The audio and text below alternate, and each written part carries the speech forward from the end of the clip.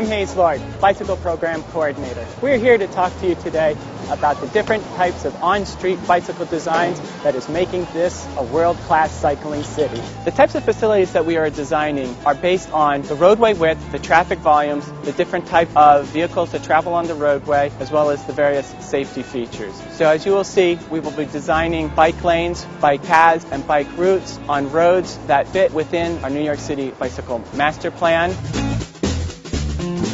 My name is Preston Johnson. I'm a project manager for the bicycle program at DOT. Bike lanes are the most commonly used bicycle facility in New York City. We love to use them when we have enough width on the street. Bike lanes provide a defined place on the street. It's a safe place for cyclists to ride. Motorists will know where the bikes will be on the street, and it makes it a safer street for all street users. Putting the bike lane on the left side of the street provides protection against cyclists being doored. They're more likely to be doored from the driver's side door when the bike lane is on the right side of the street. Buffered bike lanes are also a great way to reduce traffic speeds by reducing the width of the street. That encourages a traffic calming effect that makes drivers feel like they should slow down. Here's the 5-foot width of a bike lane, and then 3-foot buffer right outside of the parking lane and the moving lane over here. I'm Alan Ma, project manager with the DOT. So I'm here to talk about our innovative on-street Class 1 bicycle paths. Our main goals and objectives here on 9th Avenue were to provide a well-organized street and to provide safety enhancements for all users, that's cyclists, pedestrians, and yes, even motorists. The parking has been pulled away from the curb, providing space for a curbside bicycle path. The floating parking now provides a physical barrier between moving traffic and the new curbside bicycle path. So another big change you'll see is this concrete islands. More trees, more plantings, a lot more flowers, really softens a rather harsh streetscape. So with 9th Avenue being so wide, these concrete islands really narrow the roadway for pedestrians, making it safer for them to cross, as well as provides an area of refuge.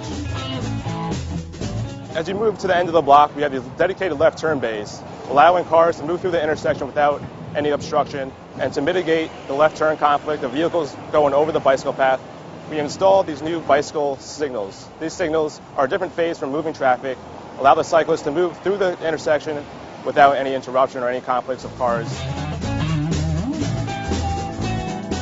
On narrow streets, curbside lanes are a great option when there's not enough room for a standard bike lane.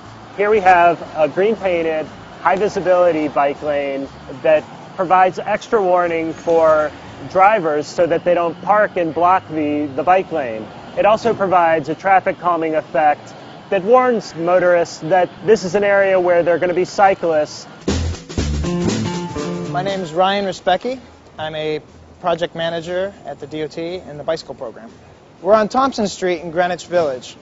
Thompson is one of our newer Class 3 facilities.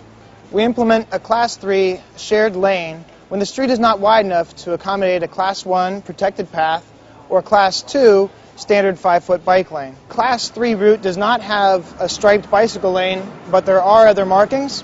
There's a bike symbol as well as sharrows or chevrons. In addition, there is signage along the street indicating that this street is a bike route.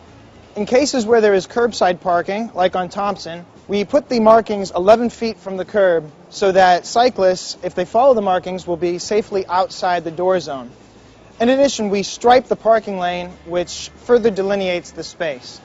Class 3 shared routes provide important connections to Class 1 and Class 2 lanes. A Class 3 lane tells vehicles that cyclists will be traveling along this route and that they have a right to the space. So with our expanding bicycle network, we've made it here today, all the way from 23rd and 9th Avenue, down to Grand Street and Wooster Street, without leaving a bicycle facility. So here on Grand Street, we have an on-street Class 1 bicycle facility again, protected path. Similar to 9th Avenue, parking has been removed from the curb to provide room for an on-street bicycle path.